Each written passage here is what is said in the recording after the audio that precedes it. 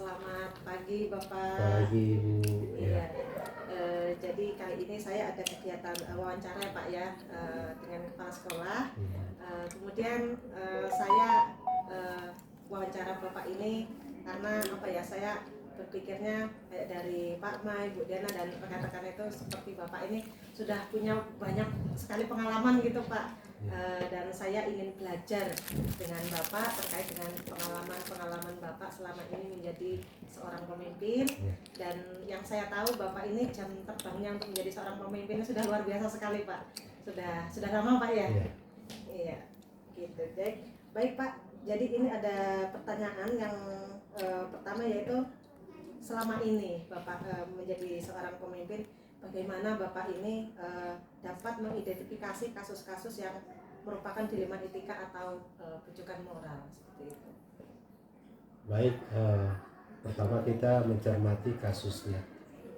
Apakah yang bertentangan mengandung nilai kebaikan semua atau ada kesalahan? Jika kebaikan semua, maka dilema etika. Dan jika ada kesalahannya, maka itu bujukan moral. Oke, baik. Selama ini Pak, bagaimana Bapak dalam menjalankan pengambilan keputusan di sekolah yang Bapak pimpin, terutama untuk kasus-kasus di mana ada dua kepentingan yang sama-sama benar atau sama-sama mengandung nilai kebajikan? Baik, kita mengutamakan keadilan ya. Mengambil jalan tengah sehingga tidak ada merugikan masing-masing pihak di dalam kita mengambil suatu keputusan di dalam menghadapi permasalahan yang ada, baik itu moral atau pendidikan etika tadi itu kita seperti itu, tidak ambil jalan tengah untuk yang terbaik ya. Luar biasa Pak ya, intinya itu tetap mengutamakan keadilan itu Pak ya. Harus. Iya. Harus ya. Nah, selama ini Pak, langkah-langkah atau prosedur seperti apa yang biasa Bapak lakukan selama ini Pak dalam mengambil keputusan? Baik, yang pertama itu tentunya kita melalui rapat Dewan Guru atau teman sejawat, itu kita rapat dan kita melibatkan baik itu guru mapelnya, wali kelas, guru BK, kemudian dengan wakil kesiswaan. Nah, sehingga melalui ide-ide teman-teman, melalui data-data yang dikumpulkan, kita tahu mengambil keputusan yang mudah dilaksanakan, yang luas dan tidak kaku tentunya, dan tetap berasaskan keadilan itu tadi. Sehingga harapan kita yang diambil itu, keputusan diambil adalah yang terbaik. Prosesnya, langkah yang diambil itu sudah semua dilewati. Sehingga terbaiknya untuk si A ini seperti ini. Tentu harapan itu untuk ke depan dia, untuk masa depan dia. Tidak ada kesalahan dari pihak kita selaku penyelenggara pendidikan di sekolah. Kolaborasi gitu ya, Pak kolaborasi semua pihak stakeholder yang kita libatkan. Kalau kemarin itu kita bahasanya teamwork di sekolah kita, kalau sekarang ini bahasanya komunitas pembelajaran yang harus kita ketemu setiap minggu membahas. Ini tidak hanya kita membahas masalah metode pembelajaran, teknik apa yang dipakai pengajaran kita, tetapi juga hal-hal masalah siswa kita juga seperti itu. Luar biasa sekali Pak ya. Ternyata dalam mengambil suatu keputusan ini banyak sekali prosedur-prosedurnya Pak ya. Selain dengan kolaborasi dengan guru, terus kemudian BK juga Pak ya, terus dengan stakeholder seluruh, Pak semuanya dilibatkan Pak ya. Dilibatkan. Iya. Termasuk orang tua siswa. Termasuk orang tua siswa. Iya, luar biasa sekali Pak ini. Nah, ini yang saya senang nih Pak, diskusi dengan seorang pemimpin yang sudah banyak makan asam garam ini. Banyak sekali apa yang dilalui Pak ya gitu ya. Ini yang saya ingin dapatkan gitu dari Bapak. Oh, luar biasa sekali jawaban Bapak.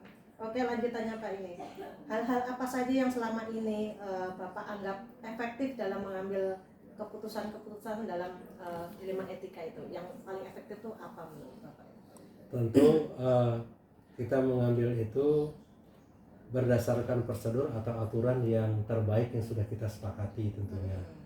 Kalau ruang lingkup kita biasanya di sekolah, kita sepakatan di komite melalui orang tua, kita buat komunitas perangkatan itu kita buat, itu ada kesepakatan terhadap anak-anaknya yang dipercayakan untuk disekolahkan di sini, dan kita ada kesepakatan sehingga itu bisa menjadi nanti di dalam suatu permasalahan itu berdasarkan itu yang kita ambil, sudah kita sepakati bersama seperti itu. Jadi tidak keluar oh ini kok diada-adakan, oh ini tidak seperti ini. Nah, dari awal orang tua kita pertemukan, kita sosialisasi tata tertib kita, lalu anak-anak tentunya mereka pahami semua, oke, kita jalan.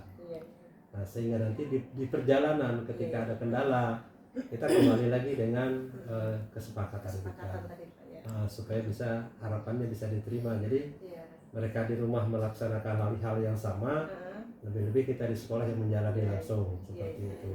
Dalam hal contoh, dalam hal pengontrolan jam istirahat anak-anak, jam makan, jam tidur mereka, jam belajar mereka, jam berangkat pulang, itu sepenuhnya untuk di rumah dengan orang tua, dan cukup waktu juga cukup banyak di rumah dengan kedua orang tua di rumah seperti itu. Intinya semuanya itu berdasarkan kesepakatan, Pak ya. Soalnya kalau yang namanya kita mengambil keputusan tidak berdasarkan kesepakatan, Pak, ini bahaya, Pak, ya. Oke. Nah, ini pertanyaan berikutnya, Pak. Hal-hal apa saja yang selama ini merupakan menjadi tantangan dalam pengambilan keputusan pada kasus-kasus dilema etika, Pak? Tantangannya itu apa gitu? Tantangannya pasti tentunya kadang ngerasa tidak nyaman dengan konsekuensi. Karena harus kita bertanggung jawab kan. Betul. Mau keputusan kita begini, maka konsekuensinya harus seperti ini. Itu misalnya tidak mau terlambat, maka harus kalau jam 7 harus di sekolah, ya jam 7, jangan jam 7.30, kan berat tuh. Betul. Kalau misalnya biasa kesiangan dan sebagainya, lalu makan siang di sini wajib karena pulang agak sore. Karena saya tidak mau anak-anak saya sakit, guru saya sakit. Jam 12 seperempat yang muslim musola, habis itu urus makan siangnya dengan anak-anaknya seperti itu. Dia harus awasi anak yang bawa rantang, anak yang di kantin makannya, itu seperti itu. Jadi harus jelas bahwa anak saya 32 siswa di kelas itu atau 36 itu semuanya sudah makan siang. Jadi harapan kita mereka jadi pemimpin ke depan, itu mereka tidak lagi sakit-sakitan, masalah sakit usus setelah lulus S1-nya atau setelah bekerja karena kesalahan dari usia dini ini tadi. Jadi kita cetak mereka tuh dari awal, kesehatannya, kedisiplinannya, seperti itu. Jadi seperti itu yang kita buat. Jadi intinya konsekuensinya yang agak ini dari keputusan yang kita ambil. Ini Pak, ya apa rasa tidak nyaman ini di situ, biasanya itu mengganjali hati gitu, Pak, ya. Kan tidak boleh terlambat, misalnya kesiangan. Itu. Seperti itu ya. Ya itulah, Pak, menghadapi misalnya ada yang seperti itu, rasa tidak nyamannya itu ya. Pasti ada. Apalagi sesuatu yang baru yang kita buat itu pasti ada. Tapi kalau sudah terbiasa tidak masalah seperti itu. Baik. Nah, apakah Bapak memiliki kayak jadwal gitu, Pak, dalam mengambil sebuah keputusan, misalnya dalam penyelesaian kasus dilema etika gitu, misalnya tempat kah, atau mungkin jadwalnya kah, atau bagaimana gitu? Baik, dalam menghadapi masalah ini kan kita tentu punya waktu ya. Pertama, khususnya kita di sekolah, kita menghadapi anak-anak kita ini pasti kita komunikasi dulu dengan orang tuanya. Jadi ada jadwal yang kita buat. Karena tadi kalau sudah kita memberi solusi itu melalui guru BK, wali kelas, dan wakakisiswaan, otomatis ada penjadwalan, menghubungi orang tua, kemudian kita atur waktu untuk bertemu. Nah, kita juga melihat permasalahannya, apakah ringan atau ini berat sekali nih, atau orangnya sudah tidak di sekolah lagi. Nah, ini kan perlu waktu kita, juga cara berpikir kita, ide-ide dari teman-teman, sehingga keputusan untuk anak kita ini tidak salah yang kita ambil, tepat untuk dia, untuk kebaikan kedepannya tentunya. Mungkin seperti ini dia saat ini, tapi solusi ini yang akan kita ambil. Jadi terjadwal dengan Terjadwal, baik, Pak, ya. waktu juga disediakan dengan baik, tidak semerta-merta ada masalah begini, tidak. Sehingga menjadi suatu keputusan satuan pendidikan kita terhadap anak kita ini, tentunya harapan yang terbaik seperti itu.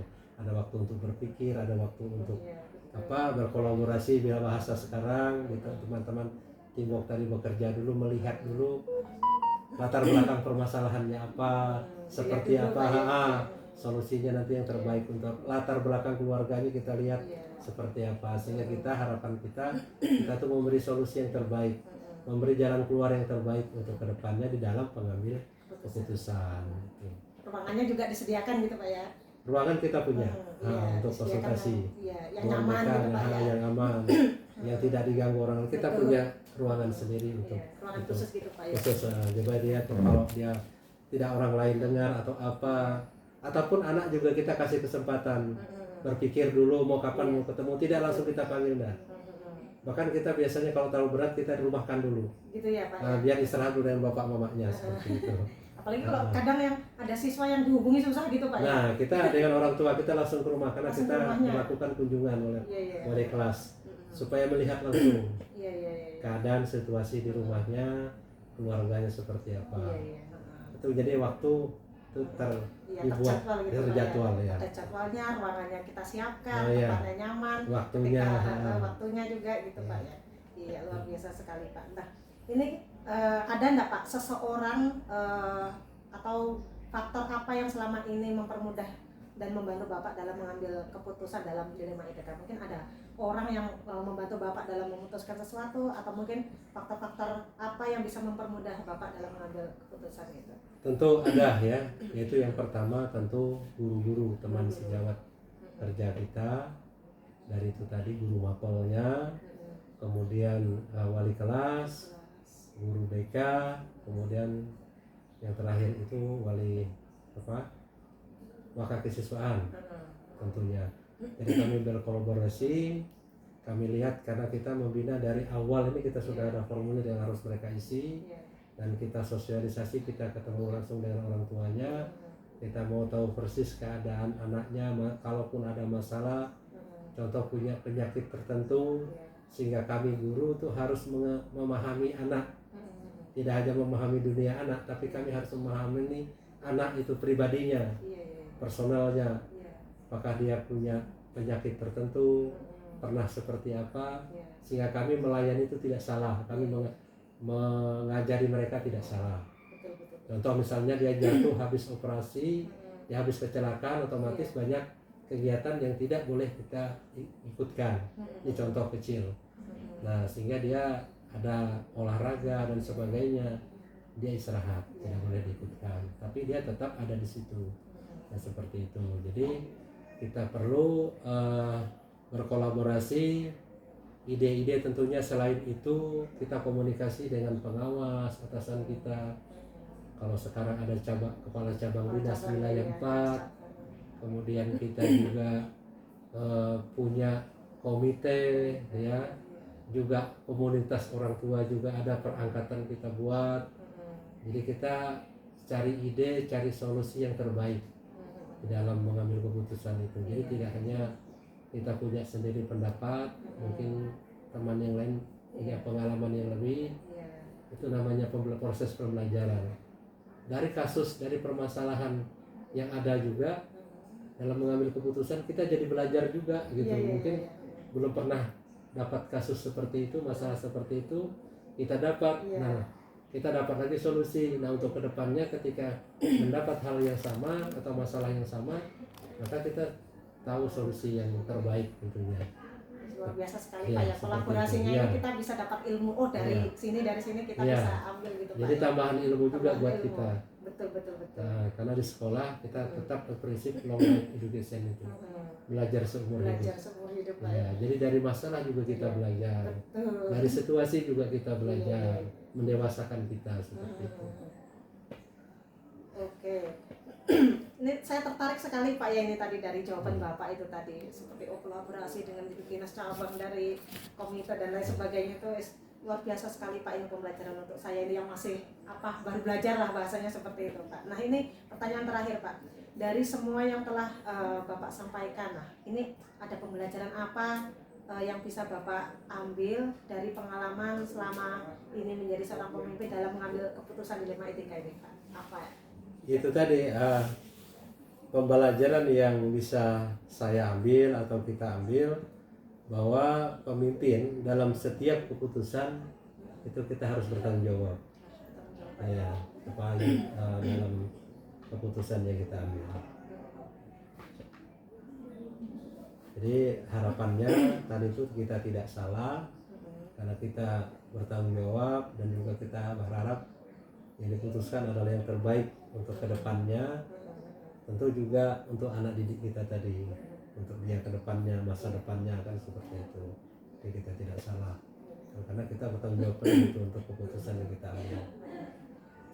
Oke, terima kasih Pak. Ini saya lihat dari semua jawaban Bapak ini luar biasa sekali. Ya inilah seorang pemimpin yang sudah bahasanya tuh apa kalau saya bilang tuh makan asam garam banyak. Ini pasti ini yang saya senang Pak, bertemu dengan seorang pemimpin yang sudah segudang pengalaman ini, bisa untuk memberikan kami yang masih muda-muda ini Pak.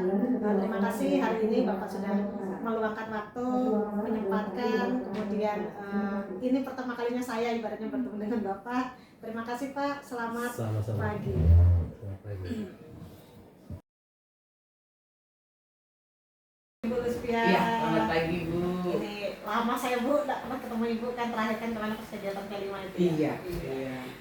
Ibu ini kan dulu kan guru saya Bu. Betul. Nah ini pasti banyak pengalaman Bu ini terkait mungkin dilema etika atau apa namanya. Hari ini saya ini ingin wawancara terkait dengan kegiatan pengambilan keputusan dalam dilema etika maupun rujukan moral seperti itu. Siap. Nah saya mulai Bu ya Iya, dari silakan. pertanyaan yang pertama. Selama ini Ibu gimana Ibu dalam mengambil keputusan mengidentifikasi kasus-kasus yang ada ini merupakan dilema etika atau rujukan moral? Iya. Baik, memang dalam sebuah kasus itu kan ada dua jenis ya. Yang pertama itu adalah dilema etika, lalu yang kedua itu adalah rujukan moral. Nah, kalau dia disebut dengan dilema etika itu adalah dua kondisi dia yang benar versus benar, sama-sama benar nih gitu ya. Lalu yang keduanya itu tadi yang rujukan moral itu adalah benar versus salah, jadi langsung ketahuan gitu ya. Nah seperti itu kira-kira kita untuk mengidentifikasi oh yang ini rujukan moral nih, nah yang ini dilema etika nih, gitu kira-kira. Oke, lanjut yang kedua Bu ya. Iya. Selama ini bagaimana Ibu dalam menjalankan pengambilan keputusan di sekolah, terutama untuk kasus-kasus di mana ada dua kepentingan yang sama-sama benar atau sama-sama mengandung nilai kebajikan. Iya. Nah, pengambilan keputusannya itu biasanya kalau untuk yang dilema etika itu ya, yang dilema etika itu bagaimana kita mengupayakan supaya kedua-duanya itu memang benar-benar bisa terlaksana. Sebagai contoh misalnya sebuah kasus yang dilema etika gitu ya, ada seorang guru yang tugas pokoknya itu adalah mengajar di kelas. Tetapi dalam waktu yang bersamaan dia diberikan tugas oleh dinas pendidikan misalnya atau siapalah untuk ikut dalam pelatihan atau apa. Nah ini kan benar versus benar nih, kedua-duanya bisa dikatakan benar lah. Nah dia harus mengikuti pelatihan, tapi di satu sisi tugasnya di sekolah harus tetap jalan dong begitu. Jadi biasanya yang kita lakukan adalah berdiskusi dengan si guru tersebut. Nah nanti kita mencari solusinya kira-kira bagaimana. Dan yang biasa saya tawarkan apakah dengan mencari guru pengganti atau memberikan tugas, atau sekarang ini kan sudah canggih zaman yang bisa dengan menggunakan virtual ya, dengan menggunakan Google Classroom. Jadi dua-duanya dapat ya, anak-anak kita di kelas dia tidak berhamburan begitu, tetap dia bisa menjalankan tugas dan mendapatkan ilmu, dan tugas dia juga sebagai mengikuti materi atau pelatihan itu juga dapat. Begitu kira-kira. Ini gurunya harus itu juga ya, iya, bisa menyesuaikan. betul. Oke Bu, ini lanjut. Terus langkah-langkah atau prosedur apa yang bisa dilakukan selama ini Bu, dalam pengambilan keputusan? Iya, seperti yang tadi tetap diawali dengan musyawarah ya. Iya, Maksudnya kita sharing, kita berdua, kita mencari kira-kira kalau begini bagaimana, kalau begini bagaimana, begitu. Karena tetap kepada kalau dia yang dilema etika itu kan ada payung hukum atau undang-undang yang menjadi dasar kita. Jadi mau tidak mau memang itu harus dilakukan supaya tidak melanggar begitu ya. Nah seperti itu. Jadi diawali dengan bermusyawarah dengan guru tersebut, lalu kita pun bisa sama-sama mengambil keputusan yang kedua-duanya bisa berjalan dengan baik. Jadi tidak ada oknum yang dirugikan. Ya. Nah, terus hal apa saja yang selama ini Ibu anggap penting ya, anggap efektif gitu dalam pengambilan keputusan dalam kasus-kasus dilema etika yang paling efektif gitu Bu? Apa Bu kira-kira? Ya, yang pertama tetap kita mengacu kepada ini ya aturan dan peraturan yang tadi. Lalu yang kedua yang saya lakukan biasanya itu adalah dengan meminta pendapat dari rekan-rekan yang saya anggap menjadi guru senior atau menjadi rekan saya sebagai wakil kepala sekolah, atau mungkin bisa juga saya sharing dengan rekan-rekan saya sebagai kepala sekolah di tempat yang lain. Itu kan akan memperkaya saya. Akhirnya saya pun bisa mengcombine ketiga-tiganya itu sehingga keputusan itu pun semakin bagus. Kolaborasi Bu ya, iya, dengan rekan yang lain, dengan kepala sekolah di luar. Iya. Ini bisa menambah itu juga Bu ya? Iya, menambah karena belum tentu kan hal yang tadi kita diskusi dengan rekan itu tadi sama kan? Iya, bisa dia memberikan ide yang bisa lebih bagus lagi. Luar biasa. Nah, kemudian Bu, hal-hal apa saja yang selama ini menjadi tantangan Bu dalam pengambilan keputusan kasus-kasus dilema etika? Yang menjadi tantangannya itu apa? Iya, tantangannya itu Bu yang pasti adalah dengan rekan-rekan ini ya. Iya. Karena memang pasti itu dan hampir yang saya alami sih hampir setiap hari seperti itu. Ketika saya mengambil tindakan yang ini pasti ada aja yang dalam tanda petik tersakiti gitu ya. Nah, seperti itu dia. Karena ya itu tadi dilema etika ya. Jadi tapi dengan komunikasi, koordinasi yang baik maka itu akan kita minimal. Jadi tetap kita berikan pengertian bahwa ini adalah yang harus dilakukan. Lalu disampingkanlah hal yang satu lagi ya seperti itu dia. Jadi itu yang saya lakukan, tetap mengedepankan komunikasi dan koordinasi dengan rekan-rekan. Dengan komunikasi yang baik itu bisa membawa keputusan itu bagus juga Bu ya nantinya. Betul, ya. Iya.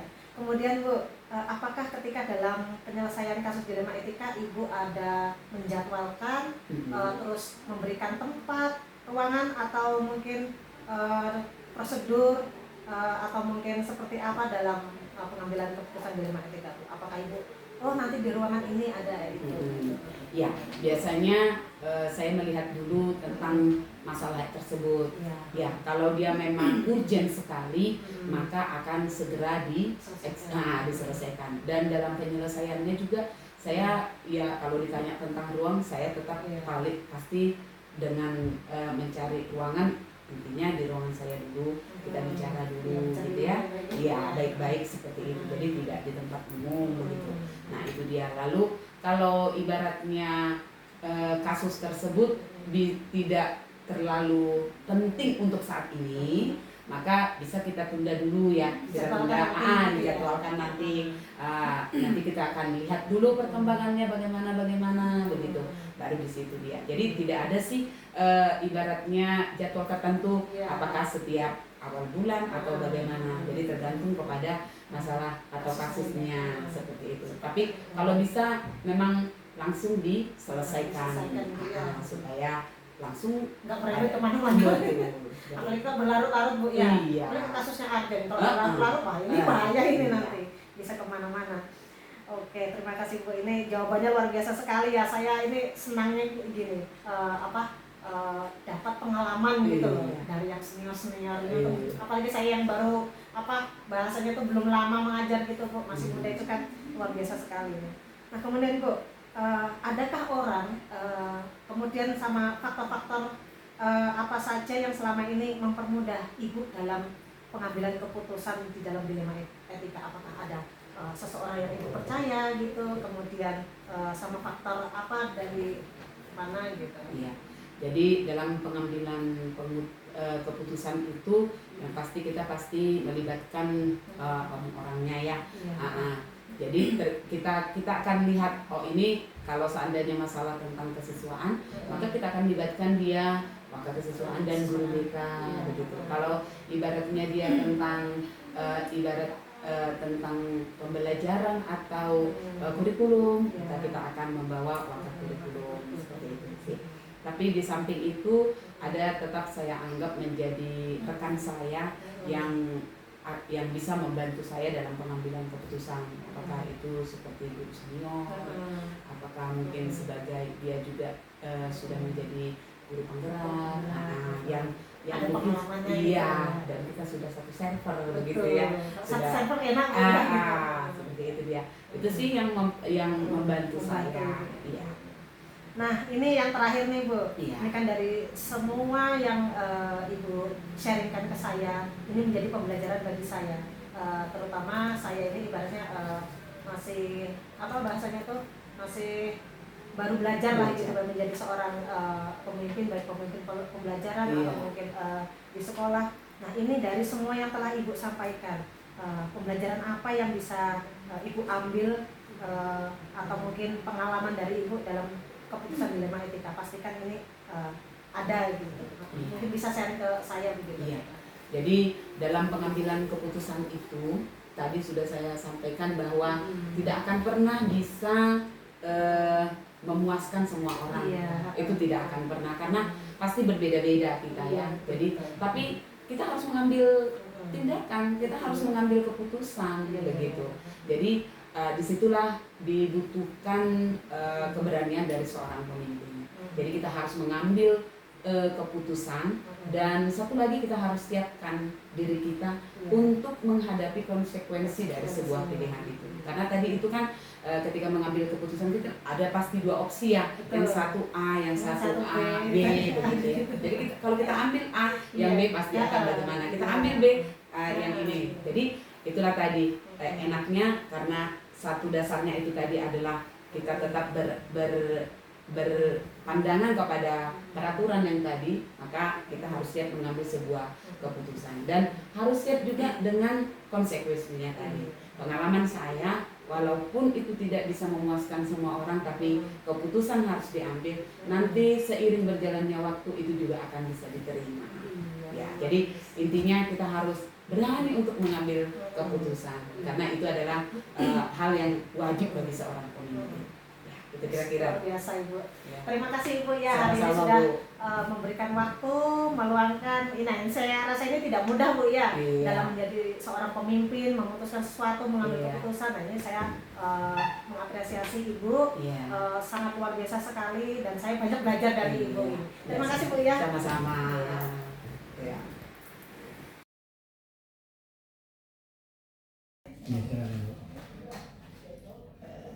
Selamat pagi Pak. Selamat pagi Bu. Iya, jadi hari ini saya ada sedikit keperluan sama Bapak terkait dengan tugas CGP, di mana hari ini saya ditugaskan untuk mewawancarai Bapak selaku kepala sekolah, ya, pemimpin di SMPN 2 Bangunsari.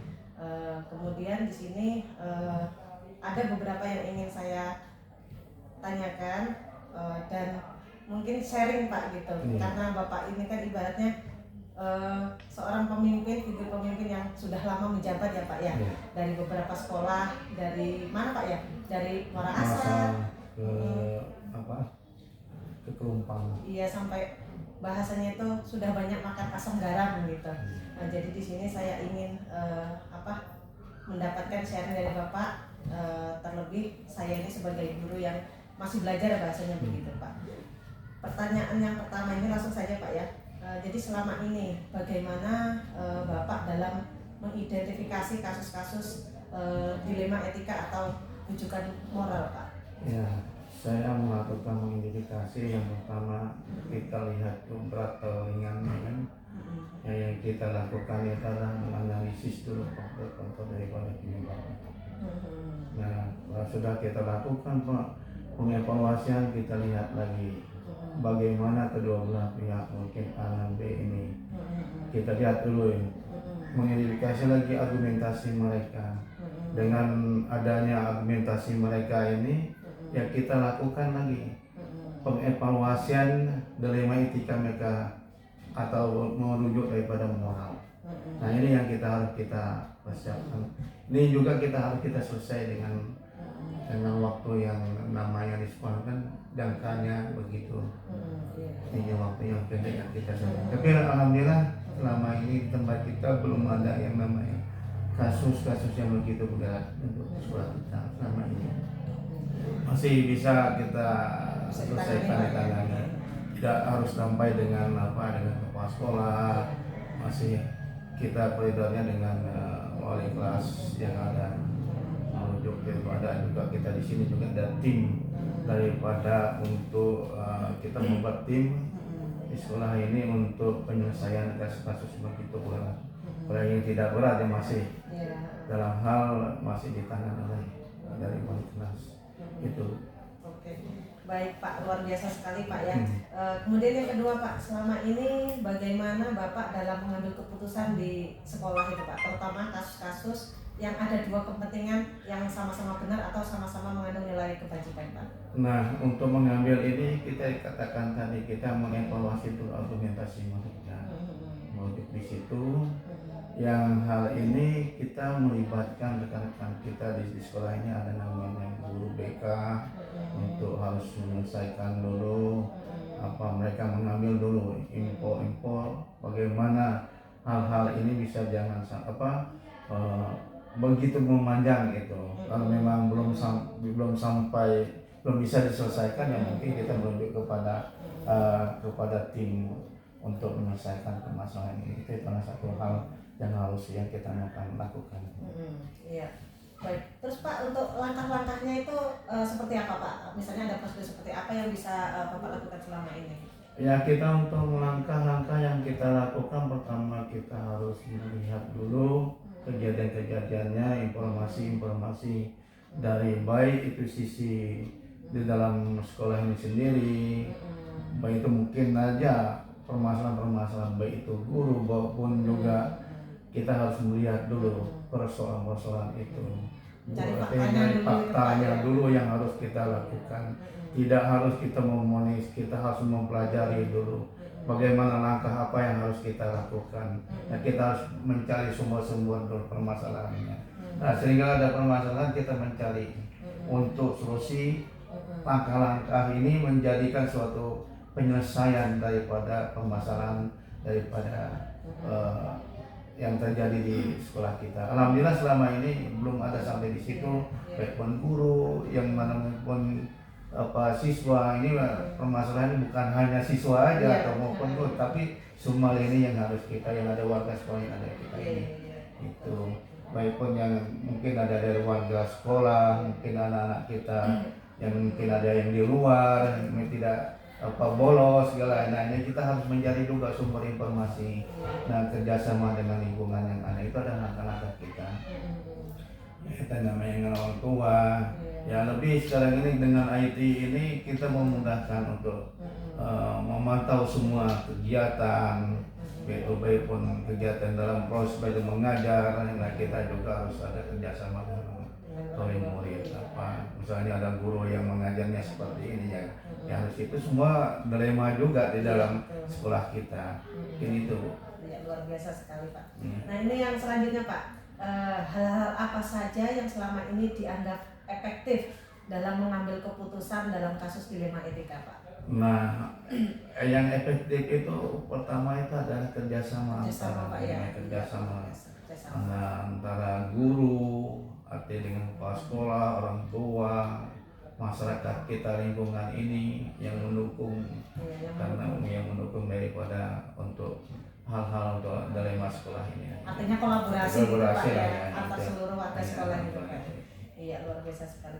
Kemudian Pak, hal apa saja yang selama ini menjadi tantangan dalam mengambil keputusan dilema etika? Ya, hal tantangan yang harus kita hadapi selalu ini adalah tantangan informasi yang tidak aktual, kepada sekolah kita. Mungkin bukan hanya ini, kadang-kadang laporannya ke atas yang tidak seperti ini. Banyak yang tidak senang. Yang hal itu sebenarnya persoalannya. Luar biasa sekali ini.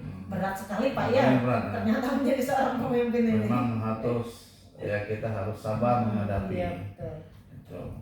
Oke Pak. Nah ini apakah Bapak memiliki jadwal tertentu dalam menyelesaikan kasus dilema etika?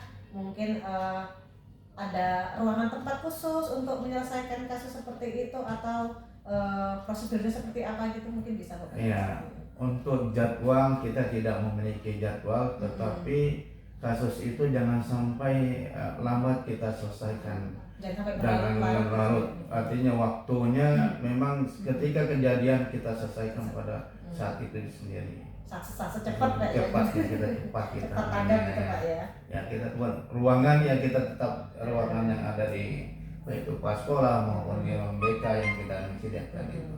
Iya, oke. Berarti misalnya ada kasus yang bahasanya urgent cepat diselesaikan, kalau baru ada ruangan khusus gitu Pak ya. Oke Pak, yang selanjutnya adakah Pak seseorang gitu yang mungkin atau faktor-faktor apa yang membantu Bapak untuk mempermudah dalam mengambil keputusan dalam kasus dilema etika itu Pak? Mungkin seseorang siapakah atau? Ya, ini kita di sekolah ini yang saya sampaikan tadi adanya tim untuk menyelesaikan. Yang pertama kasus yang begitu berat, yang kedua ada guru BK yang selalu, yang ketiga adalah dari kesiswaan, ada daripada wali kelas itu sendiri untuk membantu saya. Artinya kalau sudah berat ya barulah kepala sekolah yang harus menangani.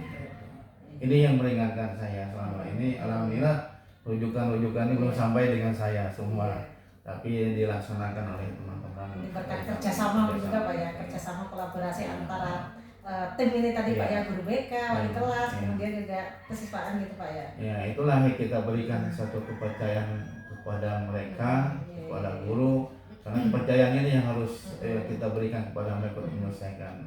Kalau jika itu memang sudah tidak sanggup lagi, ya mungkin baru kita yang menyelesaikan.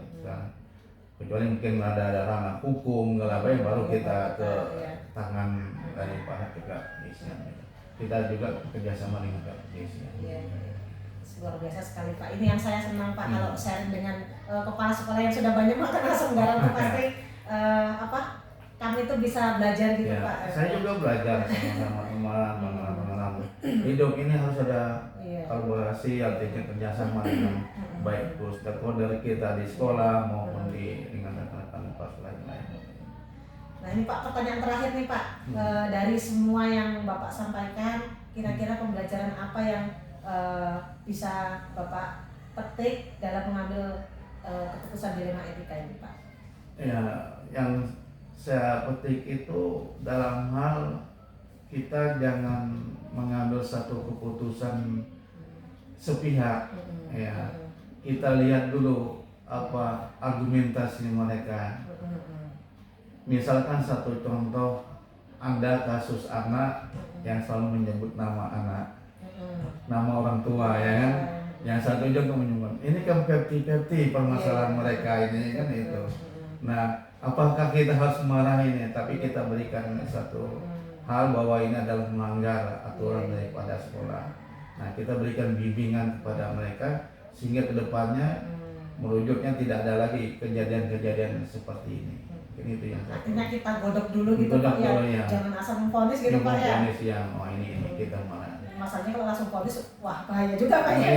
Merugikan salah satu pihak gitu Pak ya. Kita harus melihat dulu, menelaah dulu kadang argumentasi argumentasi, karena dua argumentasi ini kadang-kadang tidak sama. Nah itu mau ini yang mau menang, yang ini mau menang, ya kan itu. Nah sebagai seorang hakim, artinya katakanlah kita ini adalah hakim, tetapi kita harus melihat dulu, kita evaluasi dulu kebenaran, benar siapa yang benar. dari Nah, berbagai berbagai sisi. sisinya itu yang harus kita pertimbangkan. Tidak harus mengatakan oh ini yang benar, ini yang benar. Ya, kita lah, barulah kita dapat menyimpulkan ketika kita ketemu. Yang kayak saya katakan adalah faktor-faktor penyebab inilah yang harus kita gali permasalahan masalahnya, mana sumbernya ya kan. Mungkin itu langkah maupun hal-hal yang harus saya tangkap sebagai kepala sekolah. Ini itu Bu. Luar biasa sekali Pak. Ini saya terima kasih banyak Pak Oh, ya. sudah meluangkan waktunya Ya. wawancara ini. Ya. Saya rasa Bapak ini kan sibuk ya, Ya. sudah meluangkan waktu. Saya banyak-banyak terima kasih. Selamat pagi Pak ya. Sama-sama pagi. Selamat pagi. Semoga sukses. Amin.